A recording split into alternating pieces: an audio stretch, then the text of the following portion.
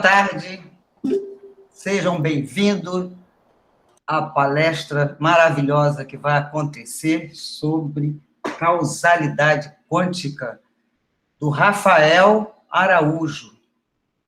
O Rafael se formou lá em Minas Gerais, depois passou no CBPF, no Rio de Janeiro, né, e fez doutorado na UFRJ, lá com o David Albert. Depois ele trabalhou, já andou por aí, passeou em Barcelona, Freiburg, nos institutos da Universidade de Freiburg e Colônia, né? E atualmente ele está em Natal, então vejam que eu não sou a única louca carioca que foi embora. Tem aí um companheiro também que foi parar lá em Natal, né?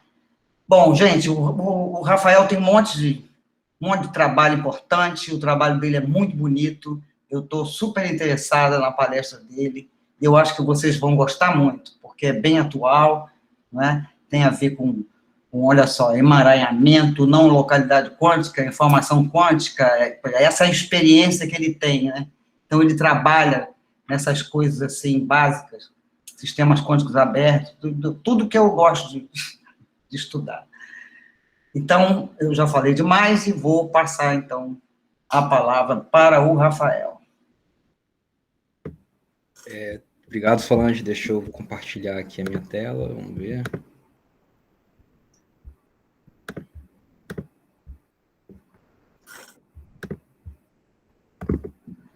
Estão vendo, me ouvindo? Sim, vamos sim. Perfeito. Bom, então, obrigado, Solange, de novo. Bom, eu sou do Rio, mas eu não pretendo voltar, não. Acho que eu me encontrei aqui no Nordeste. Hoje em dia, meu coração era mineiro, está um pouco nordestino agora. Gosto muito daqui. Aí eu já fiz o total, viu? Não, aqui é ótimo. Estamos lá perto da praia. Enfim, bom, deixa eu agradecer o convite, é um prazer estar falando aí com todos vocês. A minha última viagem, eu acho, antes da pandemia, foi para Maceió, teve um encontro de física, né, do Nordeste, muito bom aí. Então, agradecer os organizadores todos, em particular ao Van der Arle, que eu tive mais contato aí ao longo dos últimos dias. E a palestra hoje é sobre um dos temas aqui do nosso grupo de pesquisa, tem a ver com causalidade quântica, essa inserção aí essa interface entre informação quântica e inteligência artificial, teoria da causalidade. Como eu acho, né, acredito que seja um tema que vai ser relativamente novo aí para a grande maioria de vocês, eu tentei fazer uma palestra mais básica, sem entrar em muito tecnicismo. Claro, se vocês tiverem alguma dúvida mais técnica, podem me perguntar. E eu não me importo caso vocês queiram fazer perguntas ao longo aí da palestra, enfim, podem escrever no chat ou abrir o microfone. O objetivo aqui é que vocês aprendam alguma coisa, então podem me interromper se algo não ficar claro. Bom, então vamos começar falando sobre causalidade, né? E um tema que, a princípio, não tem nada a ver com a quântica, que é o seguinte: se a gente fizer uma busca rápida aí na internet, a gente vai ver que a produção e consumo de sorvete tem uma correlação quase que perfeita com várias outras quantidades, né? Então, se a gente plotar aqui como função das diferentes estações, os meses do ano, por exemplo, consumo de sorvete e ataques de tubarão, crimes violentos, fogos florestais, mortes por afogamento, a gente vai ver essa correlação quase perfeita aí entre essas várias quantidades, né? Então, tem esse cartoon aqui, né, que é fácil encontrar aí na internet, aparentemente. Então, o sorvete é um genocida, né, um grande vilão. Mas o que está acontecendo aqui, isso é bastante claro, né, e de fato, os estatísticos, né, nunca nos deixariam esquecer isso, que correlação não é causalidade. Então, obviamente, o que está acontecendo aqui é que não é que o sorvete seja a causa, né, de todas essas tragédias aí, mas o que está acontecendo é que tem um terceiro evento, uma terceira variável, que seria aqui o clima quente, né, que a gente está acostumado aqui no Nordeste, que atua como uma causa comum para todas essas quantidades. Então, não é o sorvete que é a causa de uma queimadura, O que está acontecendo é que a gente vai estar exposto ao sol e, como está muito quente, a gente vai tomar um sorvete, vai potencialmente ter aí essa queimadura na pele. Bom, então isso aqui parece até meio trivial, né, em retrospecto, mas o grande ponto é que essa máxima aqui da estatística, ela foi levada além dos limites do que eu consideraria razoável. Então, eu acho que isso é muito bem ilustrado por esse artigo de 2008 que saiu na Wired Magazine, que o título é O Fim da Teoria. Então, o autor fala, né, que a correlação ela é superior à causalidade, e a ciência pode avançar sem modelos coerentes, teorias unificadas ou qualquer coisa. Correlações são suficientes, a gente pode parar de procurar por modelos, a gente pode jogar os números nos maiores centros de computação que o mundo já viu e deixar os algoritmos de máquina, né, encontrar padrões onde a ciência não pode. Então, de fato, se algo assim fosse verdade, seria o fim aí das nossas carreiras, né? Mas nada poderia estar mais longe da verdade. Isso acho que fica muito bem ilustrado nesse artigo do Kalude e do Longo, de 2016, em que eles basicamente pegaram vários tipos de dados, né, de bancos de dados, e o que eles perceberam foi o seguinte, que Very Large Databases, elas contêm correlações arbitrárias. Essas correlações, elas aparecem devido ao tamanho e não à natureza dos dados. Então, eles concluem, né, que a maior parte das correlações, elas são espúrias, no sentido de que muita informação tende a se comportar como muito pouca informação. Então, tem esses dois exemplos aqui, né, que são meio, enfim, engraçados, mas que ilustram bem o que está acontecendo. A gente pode treinar a nossa máquina para identificar chihuahuas, mas é muito fácil a gente enganar essa máquina, né, e pedir para ela tentar distinguir entre esses muffins, aqui, esses bolinhos e esses cachorros. Dificilmente ela vai conseguir fazer isso. Ou, por exemplo, a gente pode treinar uma máquina para reconhecer esses cachorros enrugados, mas dificilmente ela vai conseguir, eu mesmo não consigo dizer se isso aqui é uma toalha ou um cachorro. O ponto aqui, né, é o seguinte, que se a gente olhar suficientemente, a gente vai sempre encontrar padrão onde, na verdade, só existe ruído, né? Quem nunca aí brincou de ficar olhando para as nuvens e tentando enxergar formas, né? São formas aleatórias, mas que a gente sempre consegue encontrar alguma coisa ali. Então, tem esse plot aqui que a gente pode encontrar na internet, né? Que plota aqui o número de filmes em que esse cara apareceu e o número de pessoas que se afogaram caindo na piscina. Pode até parecer razoável, né? Que depois de ver um filme aí de tamanha qualidade, a gente tenha tendências suicidas. Mas, de fato, o que está acontecendo aqui é que é simplesmente uma correlação espúria. Não tem conexão nenhuma entre essas duas coisas. Então, acho que o ponto principal que eu quero fazer com essa introdução é que dados, eles não podem ser interpretados num vácuo teórico. É contrário, né, lá do que o autor desse artigo aqui, que eu esqueci o nome agora, deixa eu ver se tem o nome dele aqui. Não tem. É o contrário do que ele diz. Né? A gente, tipicamente, quando a gente faz ciência, física em particular, a gente começa com uma hipótese e somente a gente realiza um experimento. Não é que a gente pega uma montanha de dados e tenta encontrar alguma coisa com significado ali. É justamente o contrário. Mas tem um problema aqui, que é o seguinte, parece que aquele lance, né, do gato cachorro que fica correndo atrás do próprio rabo. Se, a partir dos dados experimentais, a gente só consegue concluir correlações, como é que a gente vai inferir uma hipótese? Então, a gente tem que sair com uma hipótese de algum lugar para aí sim fazer um experimento que seja significativo. Parece, então, algo meio impossível, né? A gente está aí num beco sem saída. E é justamente para evitar esse beco sem saída que a teoria da causalidade ela foi inventada aí mais proeminentemente ao longo da década de 90. É isso que a gente vai falar, então, no resto aí da palestra. Então, aqui uma introdução breve, né? A gente vai começar falando aí do que é, de maneira bem geral, que é essa teoria clássica da causalidade. A gente vai ver aí que as chamadas intervenções, elas têm um papel bastante importante, né, nesse jogo de tentar distinguir o que é causa e efeito do que é correlação espúria. E a gente vai ver que a gente pode ir um pouco além, a gente não precisa falar de intervenções para poder distinguir essas duas coisas, no que a gente chama aí de cenário instrumental, de variáveis instrumentais, que tem um papel muito importante aí em teoria da causalidade e as suas aplicações. E aí a gente vai quando vocês acharem que está tudo certo, a gente resolveu o problema, a gente vai jogar correlações quânticas aí nessa sopa e vai ver que a gente vai bagunçar tudo de novo. Então, vamos começar aí com a teoria da causalidade. Então, no final ali na verdade, isso, começo da década de 90, vários cientistas da computação que trabalhavam em inteligência artificial, eles estavam tendo problemas muito sérios, né, em, de fato, fazer as máquinas deles aprenderem. Então, assim, essa discussão é muito longa, né, o que é aprender, enfim.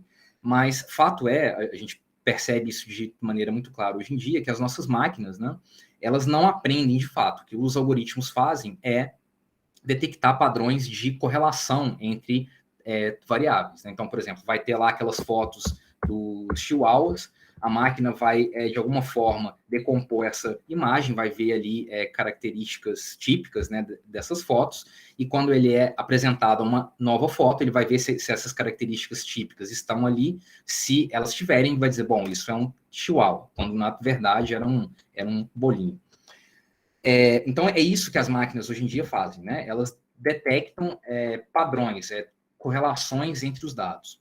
E o que os cientistas da computação queriam era ir além dessas correlações. Então, o Judah Pearl, né, que é o pai aí da teoria da causalidade, ele percebeu que para que as máquinas de fato pudessem aprender, ele teria que ir alguns níveis além de simplesmente detectar essas correlações. E foi para isso que ele introduziu aí essa nova teoria. Não só ele, claro, tem toda uma escola aí de diferentes pessoas que contribuíram para esse campo de pesquisa. Mas para a gente entender, assim, basicamente o que é essa teoria da causalidade, a gente pode voltar aí na década de 50, 60, quando o Hans Reichenbach, ele, em um dos livros dele lá de filosofia, física e matemática, ele introduziu o que a gente chama hoje de princípio de Reichenbach, que basicamente vai contra a máxima da estatística. Então, o que ele fala é que não existe correlação sem causalidade.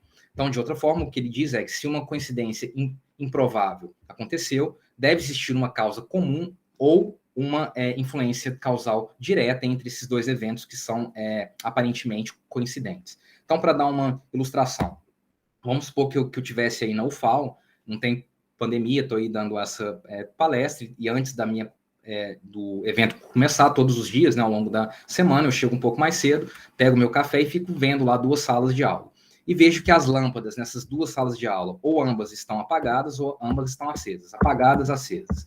Existe, portanto, uma correlação perfeita entre esses 2 eventos. Parece bastante improvável que sempre que eu estou olhando para essas salas de aula, que pessoas independentes, aleatórias, entrem nessas salas e liguem e desliguem esses interruptores ao mesmo tempo. Então, o que o princípio de Reichenbach vai estar dizendo para a gente é que existe algum tipo de causalidade envolvida aqui. E a questão é, qual é o tipo? Poderia ser uma causalidade direta, porque alguém fez uma fiação errada aí na parede, sempre que a gente liga e desliga uma lâmpada, isso causa que a outra lâmpada também seja ligada ou desligada, ou vice-versa. Ou pode ser que a fiação está correta, e o que está acontecendo é que existe um terceiro evento, potencialmente não observável diretamente, por exemplo, um curto-circuito, que atua como uma causa comum aqui entre esses 2 eventos. Poderia ser algo mais mundano também, né? Por exemplo, essas 2 salas poderiam ser salas de aula, e as aulas aí não FAO sempre terminam e começam ao mesmo tempo, o que explicaria, né, essa correlação entre esses 2 eventos. Então, isso aqui é muito simples, né, mas ilustra o que a teoria da causalidade busca, né, que é inferir relações de causa e efeito a partir de dados empíricos. A partir de lâmpadas que estão acesas ou apagadas, eu quero inferir o que causa o que na presença de potenciais eventos que eu não observo diretamente. Eu não sei se está acontecendo um curto-circuito ou não. Será que esse potencial terceiro evento, que eu não estou observando, tem algo a me dizer sobre as relações de causa e efeito entre os eventos que eu, de fato, observo? E, claro, isso se insere muito bem aí no contexto de inteligência artificial, porque a gente pode imaginar que não sou eu ali observando aquelas salas, mas é uma máquina com sensores, e que a partir dessas observações empíricas, ela pode, portanto, inferir, né, aprender algo sobre o mundo, onde aprender algo sobre o mundo aqui significa inferir essas relações de causa e efeito. Como é que a gente faz isso na prática? Então, na prática, a gente usa o que a gente chama de DAGs, né, que são Directed Acyclic Graphs. Então, são grafos, onde cada nó desse grafo representa uma variável de interesse, e as setas, né, que conectam esses caras codificam aí as relações de causalidade entre elas. O ponto principal aqui dessa representação de estruturas causais é que as relações de causalidade entre as variáveis, elas são codificadas nas relações de independência condicional que são implicadas pelo grafo. O que isso significa?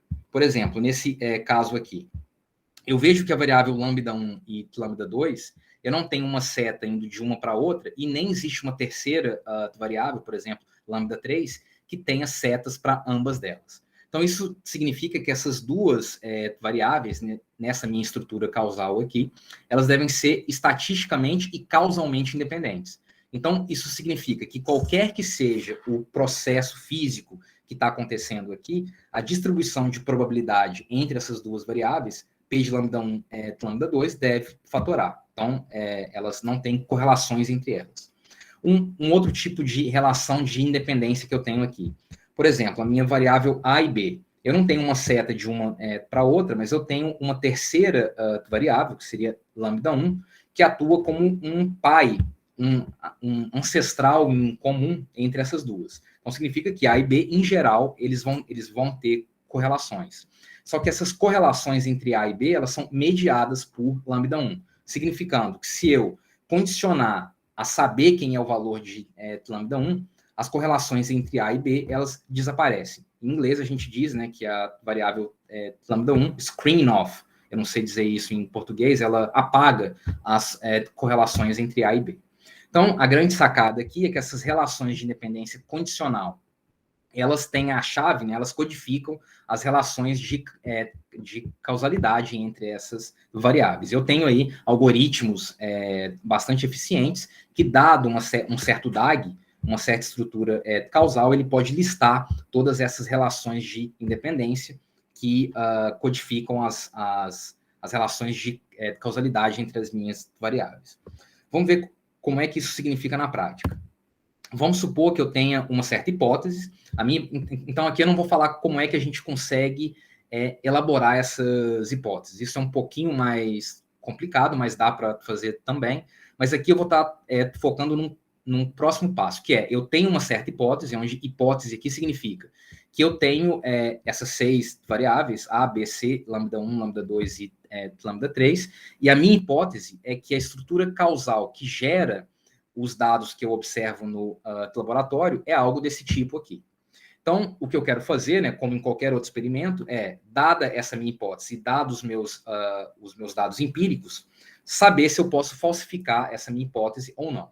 Como é que eu faço isso aqui? Então, vamos supor que eu faço um experimento lá várias e várias vezes, e eu tenho uma distribuição de probabilidade para todas essas variáveis. Lambda1, lambda2, lambda3, A, B e C.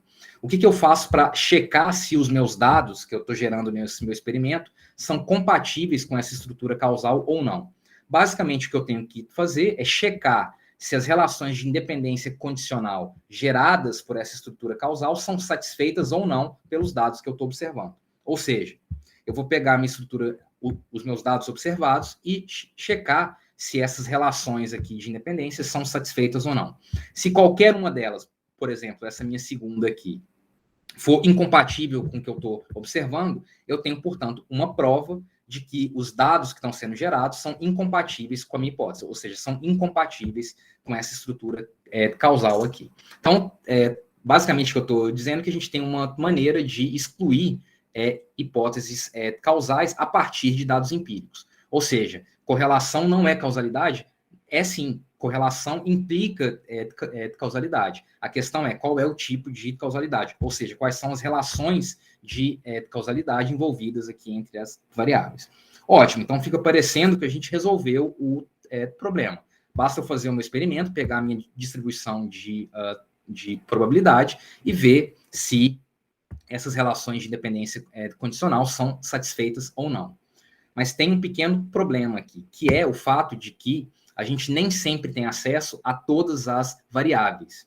Por exemplo, lá no meu experimento com as 2 lâmpadas, eu a princípio não sei se está acontecendo um curto-circuito ou não. Ou seja, eu tenho que tratar essa terceira variável, que era a minha causa comum, como o que a gente chama de uma variável latente, né? Nesse contexto aí de teoria da causalidade, e no contexto aí de quântica, né, a gente vai chamar isso de uma variável escondida. Vocês certamente já ouviram falar aí, quem fez algum curso de mecânica quântica. Bom, então, o fato é que a gente tem uma certa hipótese, um certo modelo causal que a gente quer verificar ou falsificar, mas esse modelo, ele potencialmente envolve variáveis que não são diretamente observadas. Vamos pegar essa estrutura causal aqui, que é a estrutura causal que a gente chama de estrutura causal de Bell, a gente vai ver ela um pouquinho mais para frente, e ver o que isso significa. Então, vamos supor, eu tenho essas 5 variáveis aqui, vamos ver quais são algumas das relações de independência condicional que são implicadas por esse modelo. Então, a gente vê aqui ó, que x, y e lambda não tem setas entre eles e nem tem uma quarta variável que conecte essas 3 variáveis. Então, isso significa que essas 3 variáveis elas são causalmente desconectadas, o que implica que a distribuição de probabilidade delas deve fatorar. Aqui agora, ó, a gente vê que o que está acontecendo nessa variável A, ela só escuta a variável x e a variável lambda. Em particular, eu não tenho nenhuma seta de y para A. Então, isso significa que a distribuição de probabilidade de A, se ela escuta para x, y e lambda, o que o y está contando para ela é irrelevante, porque y não tem um efeito causal direto sobre A. E assim a gente pode listar várias outras. Mas o ponto que eu quero fazer aqui é que vocês veem que todas essas relações aqui de independência, elas dependem da variável lambda. E se a minha variável lambda não for empiricamente observada, como é o caso, por exemplo, da mecânica quântica. No caso da mecânica quântica, a gente vai tratar esse lambda aqui como a nossa variável escondida. Significa, então, que eu tenho que traçar fora esse lambda, essa variável escondida, da minha descrição. Como é que eu faço isso? Eu faço isso usando teoria da probabilidade e essas relações aqui de independência. Então, o que, de fato, eu observo nesse experimento, a gente vai entrar em mais detalhes um pouquinho mais à frente, é a distribuição de probabilidade de A e B, dado x e y. Então, eu não vou entrar nesses detalhes aqui, a gente pode ver isso na seção de perguntas, mas eu tenho que traçar fora esse lambda, então faço uma soma sobre lambda, plugo aqui nessa minha expressão para probabilidade total essas relações de independência e chego no final aqui numa expressão que descreve quais são as distribuições de probabilidade observáveis que eu posso ter se eu tiver uma estrutura causal desse tipo. Então, isso aqui é o que a gente chama de um modelo local de variáveis ocultas. E a grande sacada aqui é a seguinte, eu não estou dando nenhum detalhe técnico aqui, ok? É que essas condições, essas relações aqui no nível das variáveis escondidas, ou seja, relações entre as distribuições de probabilidade no nível de coisas que eu não observo diretamente, porque incluem aqui esse lambda, elas implicam constraints, elas implicam desigualdades, vínculos, no nível daquilo que a gente observa, que é esse P de AB dado XY aqui nesse caso. E esses vínculos, esses limites, é justamente o que a gente chama em física quântica de desigualdades de Bell. Então, desigualdades de Bell são nada mais que vínculos que são impostos ou que emergem da gente impor uma certa estrutura causal a um experimento. Então, vamos supor que eu vou fazer um experimento lá e que eu imponha a esse meu experimento essa estrutura causal. Significa que, ao menos em uma descrição clássica desse experimento, ele deveria respeitar essas desigualdades de Bell. Então, se eu violo uma desigualdade de Bell, eu tenho uma prova de que eu estou falsificando essa estrutura causal. Ou a segunda hipótese é que eu estou falsificando uma descrição clássica dessa estrutura causal. Ou seja, eu tenho um fenômeno que é intrinsecamente quântico. Ele não tem uma descrição clássica possível. A gente vai entrar em mais detalhes nisso aí à frente, ok? De novo, se ficar alguma dúvida aqui, vocês podem me parar e perguntar. Eu tô de olho aqui no chat, podem escrever aí também. Ótimo. Então, fica parecendo, né, de que finalmente a gente resolveu aí o problema da causalidade clássica. Mesmo que eu não observe todos os eventos que são importantes num certo fenômeno, ainda assim eu consigo excluir hipóteses causais, testando aí essas desigualdades de Bell. Mas na prática, então, a gente vai ver que nem sempre isso funciona. Vamos tentar aplicar isso na pergunta mais básica possível, e aí a gente vai ver o papel dessas chamadas intervenções. Então, vamos tentar aplicar esse arcabouço teórico que eu acabei de apresentar para tentar entender a pergunta mais básica que a gente tem em teoria da causalidade. Eu tenho duas variáveis, A e B, que eu observo empiricamente que elas são correlacionadas. E a minha pergunta aqui agora é, dada essa correlação observada, será que A é a causa de B, ou será que, de fato, existe uma terceira variável, uma variável escondida, uma causa comum, que gere essas correlações entre A e B? Essa é a nossa pergunta básica, né? Então, para contextualizar um pouco aqui, a gente observa, né, um padrão claro, uma correlação clara entre pessoas que fumam e que têm uma chance maior de desenvolver algum tipo de câncer ao longo da vida. A nossa pergunta, então, é: será que o ato de fumar é uma causa do desenvolvimento desse câncer? Ou será que, de fato, o que está acontecendo é que existe uma variável escondida, por exemplo, essa aqui, que eu vou entrar em mais detalhes, que seja a causa comum entre essas duas variáveis? Por exemplo, a gente pode pensar na década de 50, né?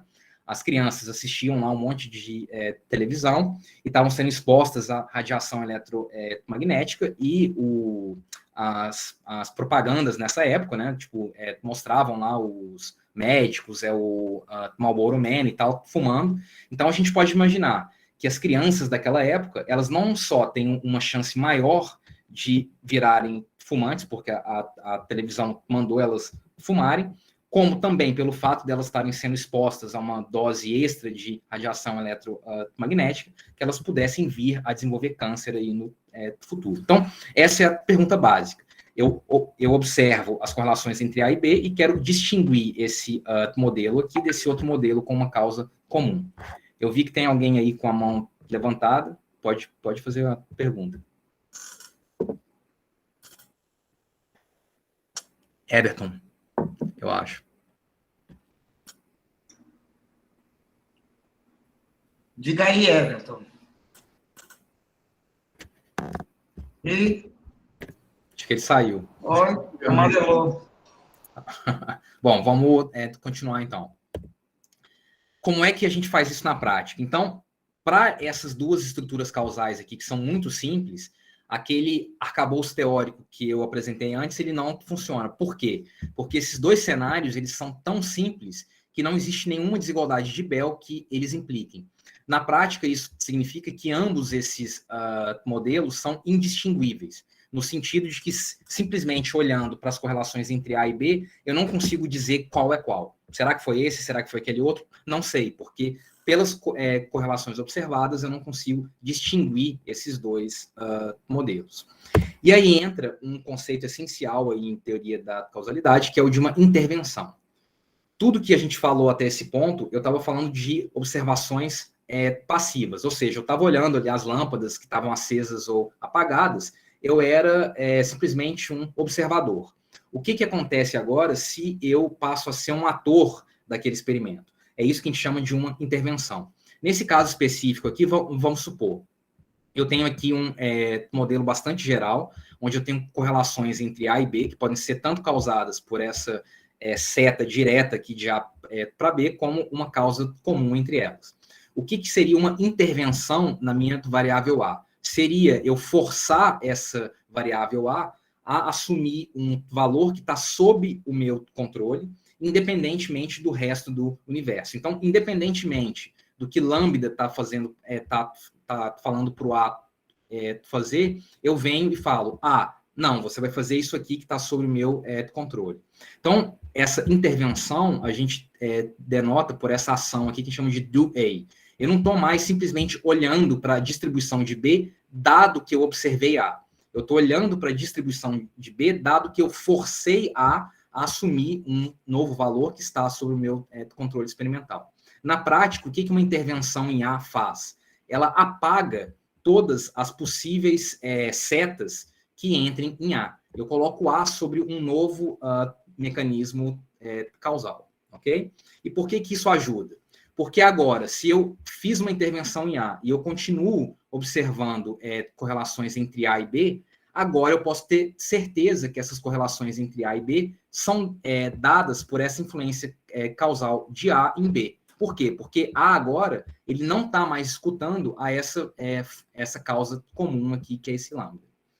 E mais do que isso, essa intervenção, ela me permite introduzir uma medida, um quantificador de causalidade. Por quê? Porque, olha só, vamos supor que eu intervenha em A e que, de fato, A não tenha nenhum efeito causal sobre B. Se A não tem nenhum efeito causal sobre B, independentemente do que eu faça em A, isso não vai mudar o valor de B.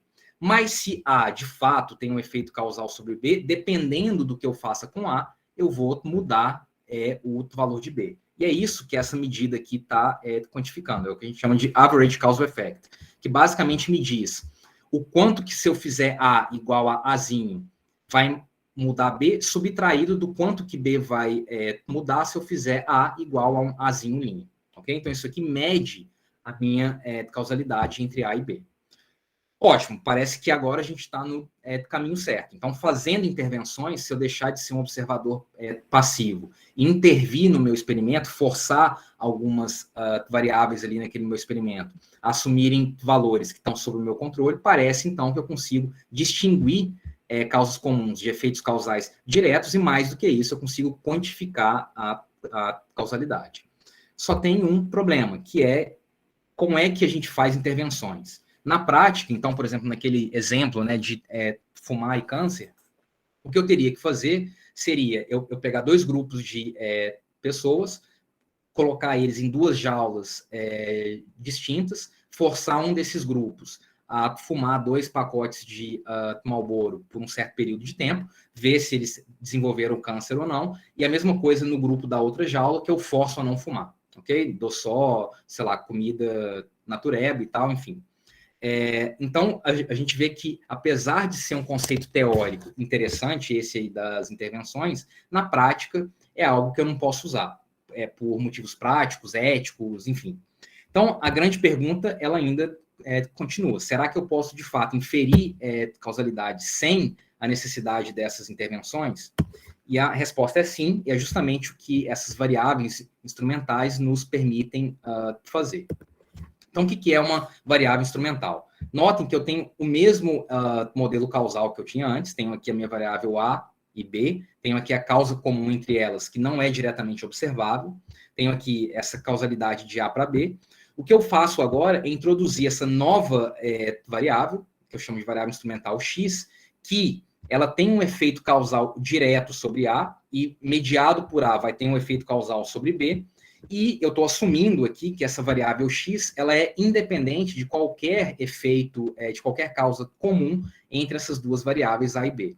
O que seria isso aí no exemplo de fumar e câncer? Seria, por exemplo, um governo que taxa mais ou menos tabaco.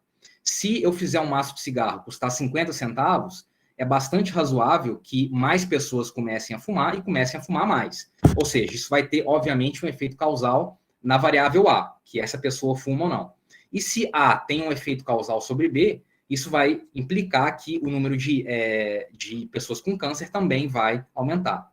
Ou, por exemplo, eu poderia, ao invés de baixar o preço de cigarros, eu poderia aumentar esse preço. Se eu fizer um maço de cigarro custar R$100, menos pessoas vão fumar, e aquelas pessoas que fumam, elas vão fumar menos. Então, de novo, se existe essa seta de A para B, isso vai implicar que eu vou ter algum efeito causal aqui sobre B. E por que isso ajuda? Porque num trabalho do Pearl, e um dos alunos dele, lá em 97, ele mostrou uma coisa que é muito fundamental, que é a seguinte, que olhando simplesmente para essa quantidade aqui, que é uma quantidade que não é mais intervencional, é uma quantidade observacional. Eu não estou forçando as pessoas a fumar. Estou dizendo, olha, um maço agora custa 50 centavos. Você quer fumar? Fuma. Você quer fumar mais? Fuma. Então, eu não estou forçando as pessoas a fazerem nada. Eu estou simplesmente introduzindo uma nova variável no meu sistema, que é essa variável x, olhando para o efeito que isso causa ao longo do tempo, e simplesmente olhando para essa quantidade observacional, esse P de AB dado x, eu consigo inferir, eu consigo colocar limites inferiores para essa quantidade intervencional. Ou seja, sem a necessidade de forçar as pessoas a fumarem, e sem saber se de fato fumar causa câncer ou não. Eu não sei isso. Mas simplesmente introduzindo essa variável nova, que é essa variável instrumental x, eu consigo dizer o que aconteceria caso eu forçasse alguém a fumar ou não.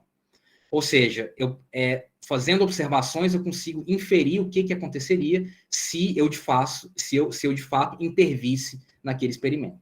Ok? Então, isso aqui, como vocês podem imaginar, tem aplicações inúmeras, né? Por exemplo, quando a gente faz o teste de uma nova droga ou uma nova vacina, de fato, o que a gente está fazendo é impor ao nosso experimento essa estrutura causal aqui instrumental. Né? Então, a gente imagina que uma droga ou uma vacina vai ter algum efeito causal, mas eu não posso forçar as pessoas a tomarem ou não aquela droga, aquela vacina, e de fato aqui eu vou ter efeito placebo, enfim, vai ter várias coisas aqui, mas fato é que quando a gente faz o teste de uma nova droga, a gente está fazendo um experimento que, na prática, a gente espera que seja um experimento sujeito a essa estrutura causal aqui, ok? Mensagem aqui, então, fazendo observações, eu consigo inferir o efeito de intervenções. Ótimo, mas tem um pequeno problema, que é como é que eu posso saber que a minha variável x, essa minha variável instrumental, ela de fato, ela não tem um efeito causal direto sobre B e ela não tem correlação alguma com uma potencial causa comum aqui entre A e B. Por exemplo, um governo aumentar ou não a taxação sobre tabaco, parece bastante razoável dizer que o simples fato do governo falar, olha, o maço de cigarro custa 50 centavos agora, que isso vai causar um efeito direto nas pessoas desenvolvendo câncer. Opa, ficou 50 centavos, aí as pessoas começam a desenvolver câncer. Parece bastante improvável. Da mesma forma que parece bastante improvável que o fato das pessoas terem assistido muita televisão na infância ou não, tenha alguma coisa a ver com o fato de um governo aumentar ou abaixar a taxação sobre o cigarro. Nesse exemplo específico, isso está bastante claro, mas em várias outras aplicações não está nem um pouco claro se a variável instrumental que é usada, ela de fato satisfaz essa condição aqui, de não ter um efeito causal direto sobre B e de não ter correlações com a minha variável lambda. Então, de novo, o Pearl, o que ele fez, né, foi mostrar que qualquer experimento que esteja sujeito a essa estrutura causal, ele deve respeitar desigualdades, que são, para a gente, né, que é físico, seriam desigualdades de Bell. Lá no contexto deles, eles chamam de desigualdades instrumentais. Então, o fato é que se eu faço um experimento, pego aqui os dados que são gerados nesse experimento, que são dados observacionais, coloco ele aqui nessa desigualdade, vejo se ela é violada ou não. Se ela for violada, eu tenho uma prova, então, de que o experimento que eu fiz não foi bem feito, porque ao menos uma dessas dessas setas causais aqui estavam no meu experimento, mesmo que eu não soubesse. E por que isso é importante? Porque se as minhas hipóteses causais elas não são satisfeitas, esse bound aqui, ele deixa de valer. Ou seja, eu não posso mais usar essa minha expressão aqui para, a partir de dados observacionais, concluir algo sobre a quantidade de causalidade entre A e B, ok? Então, a mensagem final é que o cenário instrumental, aí, que é tipo a base de toda uma teoria da causalidade, ele tem dois pilares. O fato de que, a partir de dados observados, eu posso estimar a causalidade entre A e B, sem a necessidade de fazer intervenções, e testando essas desigualdades instrumentais, eu posso dizer se eu tenho ou não um bom instrumento, ou seja, um instrumento que não tenha um efeito causal direto sobre B, que seja descorrelacionado de lambda. Esses são os dois pilares. E a pergunta, né, que a gente se faz aí já há um bom tempo é como é que a gente pode balançar, né, ou fazer esses pilares ruírem na presença de efeitos quânticos. Então, eu entro aqui na última parte da palestra, deixa eu ver como é que eu estou com o tempo, acho que tá bem. Como é que a presença de efeitos quânticos muda, né, essa teoria bem construída aqui, clássica. É tudo clássico. Aqui eu não estou falando de nenhum efeito quântico. E por que a gente esperaria que esses pilares viessem a ruir, né, na presença de efeitos quânticos? Bom, porque a gente sabe já desde muito tempo que a teoria quântica ela é incompatível, ela tem predições que são incompatíveis com algumas das hipóteses mais básicas sobre causa e efeito que entram na construção desses dois pilares. Então, isso é conhecido já desde muito tempo, né? Deixa eu só dar uma introdução aqui um pouco mais histórica. Quem fez quântica aí, né, certamente já se perturbou, né, por algumas de suas consequências. E eu acho que essas consequências, né, ou a que eu acho mais estranha delas, ela foi muito bem posta aqui pelo Pascual Jordan, que dizia o seguinte, né, observações, elas não somente perturbam o que vai ser medido, elas o produzem. Nós compelimos o elétron a assumir uma posição bem definida. Nós próprios somos os responsáveis por produzir os resultados das medições que observamos. Então, isso aqui é muito radical, né? Até aí o nascimento da quântica, a gente imaginava que o efeito de uma medição era simplesmente o de desvelar uma propriedade bem definida de um sistema físico. Quando a gente mede a posição de um elétron, eu não estou fazendo o elétron assumir aquela posição. Ele tinha aquela posição, eu simplesmente não sabia, e através da minha medição, eu estou revelando aquele valor, né? Mas o que o Jordan está dizendo é o contrário disso, né? E a resposta do Einstein a essa pergunta aí, ou a essa afirmação do Jordan, foi uma pergunta, né, que ficou bastante famosa. Então ele respondeu, né, você realmente acredita que a Lua só existe quando olhamos para ela? E vamos dizer assim, essa pergunta do Einstein, né, foi a base aí do que a gente chama hoje de paradoxo EPR, que foi aquele artigo lá de 35, muito famoso, né, em que o Einstein ele acreditava ter mostrado de que, apesar da mecânica quântica ser uma teoria correta no sentido de que ela prediz com 100% de acurácia as probabilidades de um certo experimento, ela seria uma teoria incompleta, no sentido de que existiriam elementos de realidade que não seriam descritos pela teoria, né? Então, a gente está falando aqui de 35, o começo aí do nazismo lá na Alemanha, Segunda Guerra Mundial, a quântica, ela funcionava, né? A gente começou a descobrir novas partículas, novas tecnologias, bomba atômica. Então, entra aí, né, o que o Mermin chamava de o approach do calha a boca e calcule. A teoria funciona, a gente consegue computar as probabilidades de que a gente observe algo num certo experimento.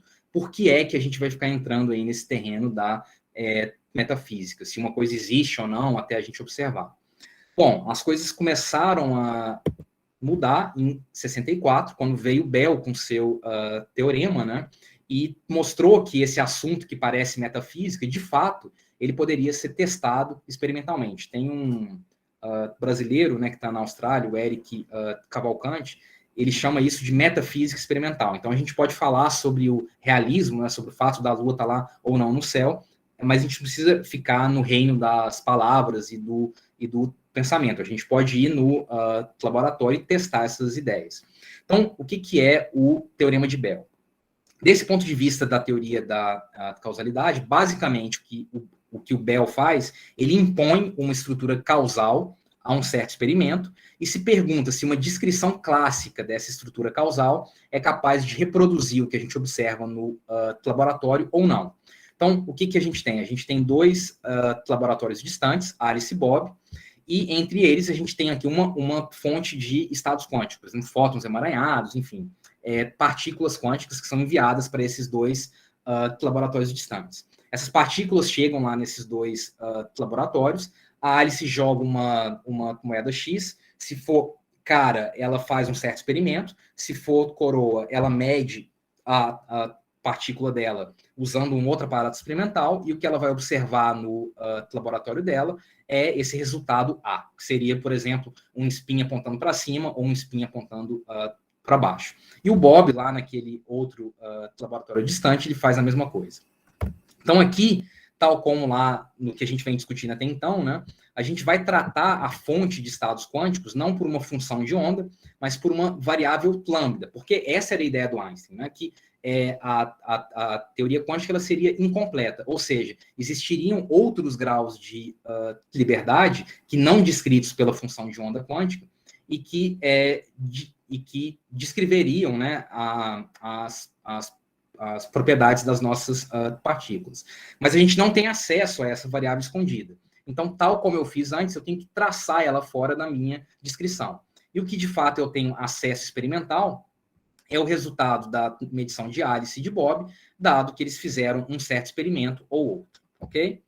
Então, aqui entram as hipóteses, né, do livre-arbítrio, que é essa hipótese de que Alice e Bob podem escolher o que eles querem medir, independentemente de como a partícula quântica foi preparada, e a hipótese de localidade, que é a de que a Alice, o que ela está vendo, o que Bob está vendo no laboratório dele, como ele está muito distante de Alice, isso não pode depender de forma alguma do que a Alice está fazendo no laboratório dela, porque senão a gente estaria aí violando a relatividade. Bom, então, vocês veem, né, que apesar do Bell, claramente ele não expõe isso dessa forma, o que o Bell estava fazendo muito antes do Pearl, né, 30 anos antes do Pearl introduzir a teoria da causalidade dele, o que o Bell, de fato, estava fazendo era impor algumas hipóteses causais sobre esse experimento e vendo, então, se a teoria quântica seria compatível ou não com essa descrição clássica. E aí, então, a gente sabe, né, que essas hipóteses aqui, quando a gente traça fora lambda, a gente obtém as chamadas desigualdades de Bell, que é aquilo que eu tinha dito antes, né, que são vínculos que emergem da gente impor uma certa estrutura causal a um experimento e exigir que esse experimento tenha uma explicação clássica. E, quanticamente, a gente sabe que se a gente colocar aqui, por exemplo, 2 fótons emaranhados, 2 spins emaranhados, a gente pode violar os limites impostos aqui por essa desigualdade. Então, o limite clássico seria 2, com a mecânica quântica a gente consegue chegar até 2 raiz de 2, por volta aí de 2,82. Ou seja, a mecânica quântica ela é incompatível com pelo menos uma das hipóteses que a gente colocou aqui para construir essa desigualdade de Bell. 2 hipóteses são hipóteses causais, livre-arbítrio ou localidade, e tem uma hipótese implícita aqui, que é a hipótese do realismo, que é a hipótese de que existe essa variável escondida e que ela contém todas as propriedades do nosso sistema físico que a gente vai medir, que Alice e Bob vão medir. Então, ao menos uma dessas 3 hipóteses, elas têm que ser violadas pela teoria quântica, ou o livre-arbítrio, ou a localidade, ou essa hipótese do realismo. Qual delas é violada, a gente não sabe, talvez seja uma combinação das 3. Existem físicos e físicas que vão dizer que é a hipótese do livre-arbítrio que falha, outros vão dizer que é a hipótese da localidade, por exemplo, se você gosta da teoria do Bohm, o que falha lá é justamente a localidade. E vai ter toda uma escola aí, por exemplo, a escola de Copenhague, que vai dizer que não, que obviamente o que está falhando aqui dessas 3 hipóteses é a hipótese da realidade. Ou seja, como se a Lua, de fato, não estivesse lá no céu quando ninguém estivesse olhando. Então, o fato é que a gente pode testar isso aqui experimentalmente. Por exemplo, eu posso... o que são esses termos aqui? Esses termos são os valores esperados dos resultados de medição de Alice e Bob, dado que eles mediram um certo observável A0 ou B0, A0 e B1 para o Bob, e assim vai. Ou seja, eu posso fazer esse experimento, medir esses termos aqui e ver se essa desigualdade é ou não violada. É um experimento que é bastante difícil de ser feito, mas ele começou a ser feito a partir de 2015, e de fato, né, a gente consegue violar essa desigualdade de Bell, mostrando, portanto, que ao menos uma dessas 3 hipóteses, né, que entram lá no paradoxo EPR, de fato são violadas pela mecânica quântica. Então, a gente sabe, né, desde Bell, desde 64, que a teoria quântica ela é incompatível com ao menos uma certa noção que a gente tem de causa e efeito. Mas a grande pergunta, e aqui eu já estou terminando meu tempo, né, então eu não vou conseguir falar sobre isso, mas será que esse é o fim da história? Será que a quântica tem coisas novas a nos dizer sobre a causalidade? Eu acho que, infelizmente, eu não vou conseguir falar sobre tudo que eu preparei aqui, eu vou falar só sobre isso e termino, que é o seguinte, a gente mostrou, então, em um artigo de alguns anos atrás, que a gente pode violar com a mecânica quântica as desigualdades instrumentais. O que isso significa? Eu vou impor essa estrutura causal para o meu experimento, ou seja, eu vou ter aqui Alice e Bob, eles vão ter um par emaranhado entre eles, o resultado da medição de Alice é comunicado lá para Bob, ou seja, diferentemente agora de um cenário de Bell, em um cenário instrumental, eu tenho um cenário que não tem mais space-like separation. Eu tenho agora um cenário que é de correlações que são temporais. No cenário de Bell, Alice e Bob, o que eles medem e o que eles observam não depende do que o outro está fazendo nos seus respectivos laboratórios. Nesse caso aqui, não. O Bob, o que ele vai medir e o que ele vai observar no laboratório dele passa a depender explicitamente do que a Alice está fazendo e observando no laboratório dela. Mas, apesar disso, né, apesar de ser um cenário temporal, a gente conseguiu mostrar nesse paper que sim, a gente tem uma violação quântica da desigualdade instrumental. Então, o que isso mostra, né, é o seguinte: classicamente, uma violação dessa desigualdade instrumental aqui seria uma prova de que a gente não tem um bom instrumento. Ou seja, de que, apesar de eu ter lá a minha variável instrumental, de alguma forma, por exemplo, a minha variável x tem um efeito causal sobre B. Mas isso seria uma interpretação clássica. Por quê?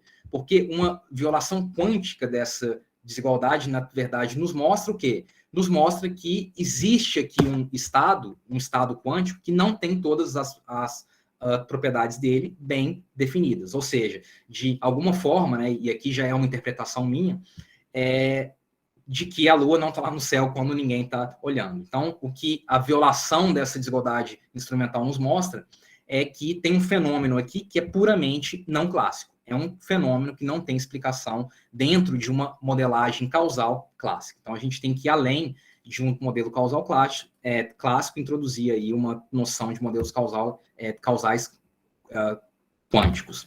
E eu quero deixar algum espaço aqui para perguntas e discussões. Então, eu vou pular toda essa parte. A gente pode usar isso para gerar protocolos de criptografia quântica. A gente tem novos testes de não classicalidade que a gente pode usar para quantificar influências causais quânticas, tal como a gente fez lá no caso clássico, né? Agora a gente pode usar todo esse arcabouço para quantificar, por exemplo, quanto que uma variável A tem de efeito causal sobre uma outra variável B, mesmo na presença de uma fonte aqui agora de causas comuns que não é clássica mais, mas que poderia ser, por exemplo, um estado emaranhado quântico. Então, vou pular toda essa parte. A gente fez um experimento muito bonito recentemente num laboratório lá de Roma, em que a gente testa todas essas coisas do ponto de vista experimental. E aqui eu quero fechar com essa imagem aqui do Pearl, que é a seguinte. Então, o Pearl, ele define, né, o nosso conhecimento em 3 níveis, que seria o nível das correlações, que é o que as nossas máquinas fazem hoje em dia, né? Achar correlações entre as características de um cachorro para dizer se é um cachorro, uma toalha ou um bolinho. É esse nível que as nossas máquinas estão hoje em dia. Esse é o nível que a gente falou aqui nessa palestra, que é o nível intervencional, que é aquele nível que, a princípio, me permite, né, distinguir de maneira muito clara correlações de causa e efeito. E tem um último nível, que é o mais interessante, que é nele, né, que os seres humanos estão, que é o nível contrafactual, que é a ideia de que eu posso, sem a necessidade de observar e nem mesmo de fazer uma intervenção, eu posso imaginar qual que é o resultado final de um certo experimento. Então, o que eu quero dizer é que a informação quântica, até esse ponto na história, lidou com esse primeiro nível aqui. E agora a gente está começando a entrar nesse nível intervencional, e esse nível contrafactual eu acho que é o mais interessante, porque é o que, de fato, eu acho que vai conter aí os grandes mistérios e as grandes soluções aí sobre os mistérios da quântica. Bom, teve várias coisas que eu não consegui falar aqui, mas se alguém tiver interesse, pode me perguntar agora ou me mandar um e-mail. E aqui são alguns dos artigos aí sobre esses assuntos. Então, se alguém tiver interesse, fica aí as referências. Bom, obrigado e desculpe por não ter conseguido falar tudo aqui.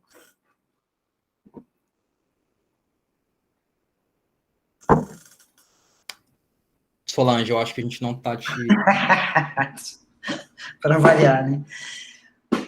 Muito obrigada, Rafael, pela palestra linda que você deu. Eu gostei demais, porque eu converso muito com meus estudantes sobre esses assuntos, né? E eu mesma tenho um monte de dúvidas, mas eu vou deixar as pessoas fazerem as perguntas, e se sobrar algum tempo para mim, eu faço algumas perguntas também para você. Eu tenho um monte de curiosidade em relação a isso, né, em relação... Bom, depois a gente conversa. Vou passar aqui a palavra para o Guilherme, que está com a mão aí levantada. Eu só estou vendo o Guilherme, gente. Se alguém levantou e eu não estou vendo, me avise. Guilherme. Opa. Poxa, Rafael, muito massa a sua apresentação, valeu mesmo. Excelente. Legal, Guilherme. Interessante. Eu não consegui falar dos resultados mesmo, mas enfim, eu acho que a ideia era mais apresentar o tema, né? Acho que é um tema que pouca gente conhece, enfim. Não, mas mesmo assim tá ótimo, aprendi muita coisa. Ali no finalzinho você falou sobre aquele último estágio, que é o estágio counterfactual, né? Ele teria alguma coisa a ver com aquela constructor theory do pessoal lá de Oxford, o David Deutsch e... Pode ser que tenha. Eu te confesso assim que o que eu sei dessa constructor theory é nível divulgação, assim, né? Pode ser que tenha, mas se eu fosse dar um chute, eu diria que está no nível 1 ainda. Porque quase tudo que a gente vê na comunidade hoje em dia de foundations, de fundamentos da quântica, né? E essa constructor theory, acho que iria um pouco dentro dessa área, fala sobre o nível de correlações. Fala assim, se eu faço uma certa medição num estado emaranhado, Alice aqui, Bob ali, quais são as correlações que eles vão observar? Assim, eu posso estar enganado, mas eu não conheço nenhum trabalho, ou muito poucos, que exploram esse nível intervencional, e até onde eu sei, nenhum de fato explora, pelo menos não do ponto de vista da teoria da causalidade, esse nível contrafactual. E por que esse nível aqui eu acho que é tão importante? Pelo seguinte, né? O que seria esse nível contrafactual? Esse nível contrafactual, dentro da teoria clássica da causalidade, ele nos permite fazer o seguinte tipo de pergunta.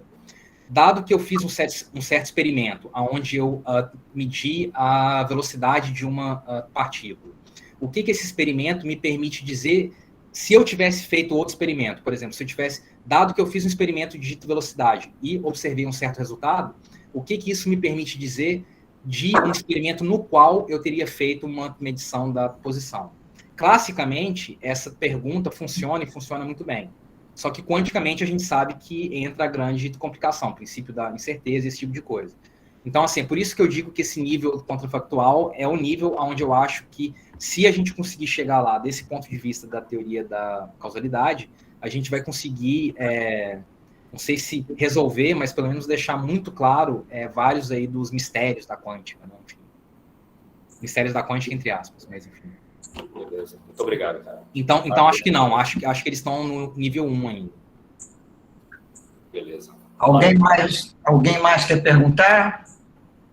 Então, eu vou te perguntar, que eu tenho aqui os mistérios da quântica, por exemplo, aquela história de você detectar interferência ou não quando você faz experiências de ótica, e que você, tipo, né, se a gente pensar numa experiência pensada, saber por onde que o elétron passou. Né? Se eu sei, então desaparece o padrão, se eu não sei, está lá o padrão. Agora, o que eu acho mais incrível é que você não necessariamente vai lá medir, mas se você arrumar os seus instrumentos de acordo com que você possa saber, você não foi saber, não, mas o seu instrumento lhe permite detectar por onde ele passou, acaba a interferência. Eu acho isso assim, sabe? E a teoria da causalidade tem algo a dizer sobre isso. E é bastante contraintuitivo, então, pondo em termos gerais, nesse experimento da fenda dupla, na sua forma mais moderna, é o que a gente chama de experimento de escolha atrasada, né, do Wheeler. Então, a ideia é essa: a gente tem duas fendas, a gente vai mandar um elétron, né, se a gente não tentar detectar por qual fenda o elétron passou, a gente vai observar um padrão de interferência, que de alguma forma nos diz que é como se o elétron tivesse passado pelas duas fendas ao mesmo tempo, mas a gente tenta pegar o elétron no flagra, né, e a gente observa as duas fendas, mas o simples ato da gente observar, ou o simples ato da gente ter um marcador que nos permita saber por qual fenda um dos elétrons passou, faz com que o padrão de interferência desapareça. E o Feynman, né, ele dizia lá nos livros dele, aqueles livros famosos, que esse experimento ele contém um único mistério da quântica. Então, a gente tem um artigo de 2018 que a gente mostrou que o Feynman, de certa forma, ele estava errado. Por quê? Porque se a gente tentar modelar esse experimento da fenda dupla usando uma teoria clássica de causalidade, a gente consegue. Então, o que isso quer dizer? Existe um modelo causal clássico que explica os resultados experimentais desse experimento de interferência. O fato de eu olhar por qual fenda ele passou e o padrão de interferência desaparecer, tem uma explicação clássica isso. Então, o que eu quero dizer é que, apesar de ser contraintuitivo e do Feynman dizer que era o único experimento que continha um único mistério da quântica, não, no sentido de que sim, existe uma teoria, um modelo clássico causal capaz de reproduzir os mesmos dados experimentais. Então, é nesse sentido que eu digo que a teoria da causalidade, ela nos permite uma nova perspectiva, de fato, sobre vários fenômenos quânticos. Algo que até então a gente achava que era o suprassumo da não classicalidade, a teoria da causalidade, de fato, mostra que tem uma explicação clássica. Enfim, então, de fato, né, o que eu digo é que a teoria é uma espécie de testemunha de não classicalidade. Você tem um certo experimento. Agora, a sua pergunta é, será que existe um modelo causal clássico capaz de explicar os dados que eu estou observando nesse experimento? Se existir, então quer dizer que aquele experimento não é tão quântico assim. No sentido de que existe uma explicação clássica, né? Então, obrigado pela pergunta. Acho que é um outro exemplo de onde a teoria da causalidade tem muito a dizer. Muito bom. E se eu tiver mais tempo aí, eu posso perguntar mais, Wander Allen? Pergunte, prof. Fique à vontade. O efeito Zeno, não sei se você já ouviu falar, com certeza já ouviu, do efeito Zeno na mecânica quântica, que se você observa o átomo, ele para de emitir. Você já viu essa conversa? Sim, sim. Isso também é uma outra coisa que eu sempre fiquei embrulhada. Que diabo é isso? Né? Isso é um outro mistério que eu... Sim, então o efeito Zeno, eu acho que, assim, ele, até onde eu entendo, ele tem a ver com o fato da gente estar colapsando, né? A gente não está deixando a função de onda evoluir, a gente fica medindo ela continuamente e evita, né, com que ele evolua e possa estar no estado excitado, esse tipo de coisa, né? Uhum. Então, assim, eu nunca analisei isso do ponto de vista da teoria da causalidade, mas a minha sensação é que, muito provavelmente, existe um modelo causal clássico capaz de explicar o efeito Zeno quântico também. Então, certo. Assim, não quer dizer que seja um efeito clássico. O que eu quero dizer é que existe, sim, uma explicação clássica para aquele fenômeno. O que é, como é que se diz, confortador, né? É uma coisa que conforta a gente. No caso do experimento de fenda dupla, o modelo clássico causal, ele é extremamente simples. Então, assim, na verdade, eu não consigo nem pensar por que ninguém antes, né, tinha pensado numa explicação clássica tão simples assim. Uhum. Mas, enfim, eu acho que são novas técnicas, né, novos arcabouços teóricos que nos permitem resolver de forma muito simples fenômenos que eram considerados complexos até então. Eu vi essas coisas, quer dizer, eu estou falando fenda dupla, porque aí todo mundo entende, porque é uma experiência pensada. Mas eu me lembro do professor Mandel fazendo suas experiências, né? E ele contando, mostrando assim, né, o caminho por onde a luz ia, né, e mostrando exatamente isso. Se soubesse o caminho, o padrão desaparecia. Eu fiquei impressionado naquela época. Uma outra pergunta que a gente se fez há um certo tempo, mas que a gente não conseguiu resolver, né? Você falou do Mando, tem o interferômetro de Hongel-Mandel, né? Em que a gente vê o bunching lá dos fótons, né? Ou eles saem por um caminho ou saem pelo outro.